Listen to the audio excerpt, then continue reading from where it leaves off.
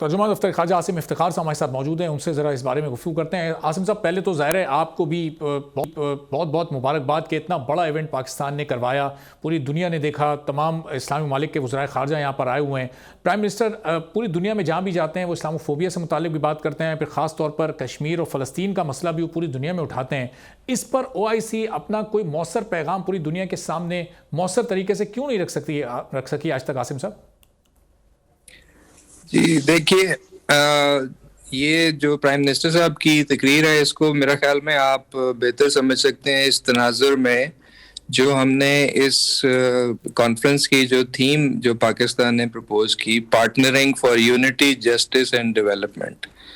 تو آپ اس کا پہلا ہی اگر جز لے لیں، یونٹی یعنی کہ اتحاد، تو پرائم منسٹر صاحب نے اس چیز کی طرف توجہ مبذول فرمائی ہے کہ جب ہم یونائٹڈ ہوں گے، جب ہم ایک کلیکٹیو ایفرٹ کریں گے، تب ہم کامیاب ہوں گے۔ میرا خیال ہے یہ ہمیں سمجھنے کی ضرورت ہے۔ اور پھر ساتھ ہی انہوں نے ایک ایگزامپل بھی دے دیا، ابھی آپ نے ذکر کیا اسلاموفوبیا کا۔ آپ دیکھیے کہ 2-3 سال پہلے ایک ڈیوائیڈڈ اوپینین تھا، اس کو آگے، اس ایشو کو آگے لے کے جانا ہے، نہیں جانا، اگر جانا ہے تو کیسے جانا ہے۔ اور پھر پرائم منسٹر صاحب کی گائیڈنس میں پاکستان نے ایک انیشیٹو لیا، ہم اس کو OIC کے پلیٹ فارم پہ لے کے گئے، وہاں سے ریزولوشن اڈاپٹ کرائی، اور پھر اس کو اقوام متحدہ میں لے کے گئے، جہاں پہ پوری دنیا 193 ممالک کے ساتھ ہم نے نیگوشیٹ کیا، پاکستان کی لیڈ میں OIC کی سپورٹ کے ساتھ۔ اور آپ نے دیکھا اس کا نتیجہ یہ کہ 15 مارچ کو international day to combat terrorism, Islamophobia وہ اڈاپٹ ہوئی۔ دیٹ از اے مینیفیسٹیشن کہ جب اسلامی دنیا کسی ایک چیز پر متحد ہو اور ایک کلیکٹیو جوائنٹ ایفرٹ کرے تو کامیابی آپ کو ملتی ہے۔ تو جہاں تک کشمیر اور فلسطین کے مسئلوں کا تعلق ہے، اس میں آپ دیکھیے کہ بالکل یونائٹڈ ہے۔ جو اسلامی ممالک ہیں، جو OIC کی قراردادیں آپ دیکھیں تو فلسطین اور کشمیر کے مسئلوں پر بالکل ایک اسٹرانگ ان ایکویوکل سپورٹ بالکل موجود ہے۔ اس کو آگے لے جانے کی ضرورت ہے، اس کو مزید پریکٹیکل بنانے کی ضرورت ہے، اور ہمیں یہ بھی سمجھنے کی ضرورت ہے کہ OIC ایک پولیٹیکل فورم ہے۔ یہ اس کے پاس وہ ٹولز نہیں ہیں جو security council, UN security council کے پاس ہے۔ اور OIC جس چیز کو سپورٹ کرتی ہے، فار ایگزامپل کشمیر کا مسئلہ آپ دیکھ لیں، تو OIC یہ کہتی ہے کہ we support the right of self determination and we support the full implementation of the UN security council resolutions on Jammu and Kashmir. تو وہ ریزولوشنز UN سیکیورٹی کاؤنسل کی ہیں، اقوام متحدہ کی ہیں، سلامتی کاؤنسل کی ہیں، اور ان کو امپلیمنٹ کرنے کی ذمہ داری بھی سلامتی کاؤنسل کی ہے۔ OIC اس میں اپنا کردار ادا کر سکتی ہے، اس میں پش کر سکتی ہے، اور اس میں وہ سپورٹ پرووائڈ کرتی ہے۔ اب یہ دیکھیے کہ جو OIC کی سپورٹ ہے پاکستان کے لیے، اس کو آپ اس تناظر میں دیکھیں کہ پاکستان تو ایک فریق ہے، جس طرح بھارت ایک فریق ہے کشمیر کے مسئلے میں، پاکستان بھی ایک فریق ہے، بالکل ہماری ایک آواز ہے۔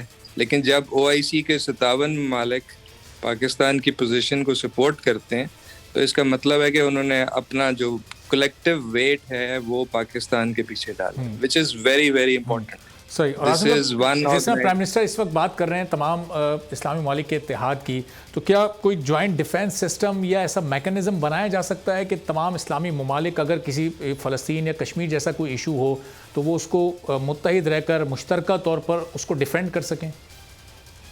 جی دیکھیں، ہم پاکستان کافی عرصے سے OIC کے پلیٹ فارم پر یہ تجویز پیش کر چکے، اور اس کو ہم اگلا 1 سال جو ہمارا اس کی وزرائے خارجہ کی کونسل کی صدارت میں ہوگا، اس میں ہم یہ چاہیں گے کہ OIC ڈسکس کرے کہ کس طرح ایک پیس اینڈ سیکیورٹی سے ریلیٹڈ ایک OIC کے اندر ایک فریم ورک ہونا چاہیے، ایک آرکیٹیکچر ہونا چاہیے، جس میں آپ میڈیشن کی بات کریں، کانفلکٹ ریزولوشن کی بات کریں، اور پھر اس کو آہستہ آہستہ ڈیولپ کر کے اس کو آپ آگے لے جا سکتے ہیں۔ OIC کی اپنی ایک پیس کیپنگ فورس ہو سکتی ہے، جس طرح آپ دیکھیں کہ افریقن یونین نے یہ تمام چیزیں کر لی ہیں۔ پچھلے 2 دہائیوں کے دوران انہوں نے ایک گریجول اپروچ کے ساتھ انہوں نے اپنی پیس اینڈ سیکورٹی کاؤنسل بھی بنائی ہے, وہ پیس کیپنگ فورسز بھی ڈپلوائے کرتے ہیں.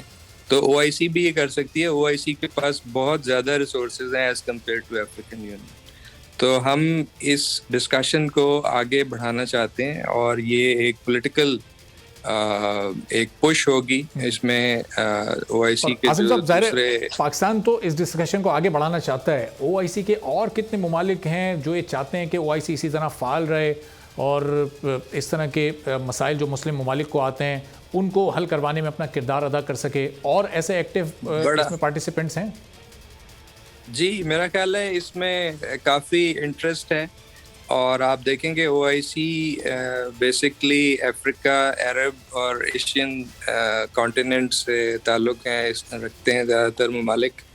57 جو ممالک ہیں سوائے 1-2 کے جو یورپ سے ہیں, اور جو کامن جو ایشوز ہیں, جو پرابلمز ہیں وہ ملتے جلتے ہیں. آپ دیکھیں کہ ایشیا میں بھی کانفلکٹس ہیں, افریقہ میں بھی ہیں, عرب ورلڈ میں بھی ہیں, اور یہ میرا خیال ہے کہ large majority of the O I C members they recognise that O I C should be more influential, more prominent in handling our own peace and security issues rather than leaving it in the hands of the others. Asim صاحب, دنیا کے بہت سے ممالک ایسے ہیں جو او I سی کے ان اجلاسوں کو, کانفرنسز کو وہ ون ڈے ایکٹیویٹی سمجھتے ہیں, او آئی سی کو غیر فعال سمجھتے ہیں. ہمارے پڑوسی ملک اگر ہم بھارت کی بات کریں تو کتنا امپورٹنٹ میسج اور کتنا امپیکٹفل میسج آج کے اس ایونٹ سے بھارت کو گیا ہوگا؟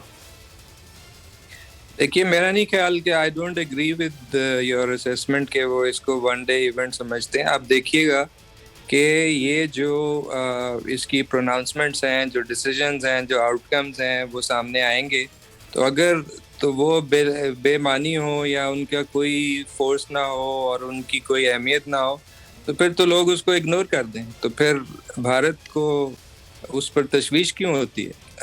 پھر وہ کہیں گے ٹھیک ہے جی یہ تو اس کا تو کوئی اہمیت ہی نہیں ہے. But that is not the case. جب وہ قرارداد سامنے آتی ہے, جب وہ پوزیشن سامنے آتی ہے, تو پھر دے گو آن دا ڈیفینسو. سبسکرائب کریں اور بیل دبائیں تاکہ کوئی خبر رہ نہ جائے.